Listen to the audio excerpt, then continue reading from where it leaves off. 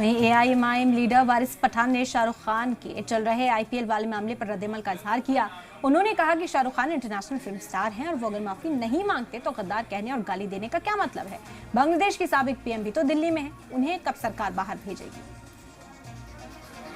देखिए, वो माफी मांगे नहीं मांगे तो उसको गद्दार है, फद्दार है, दुनिया भर की गाली गलौज की जा रही है। ये शाहरुख खान वही है जो इनके साथ ही थे। शाहरुख खान तो एक इंटरनेशनल फिल्म पर्सनालिटी है, लेकिन इस तरह गद्दार है, फद्दार, ये सब बोलने का क्या है। आप देखिए, बांग्लादेश की प्रेसिडेंट शेख हसीना, वो दिल्ली के अंदर है। दिल्ली से उनको कब निकालेंगे मोदी जी, उसको तो रखा है वहां पर। तो ये सरकार की जो दो मुहैया हिपोक्रेसी है ना, ये गंदी है। आपको बोला था, पाकिस्तान के हमने ऑब्जेक्शन उठाया था कि भारत पाकिस्तान के साथ मैच मत खेलिए।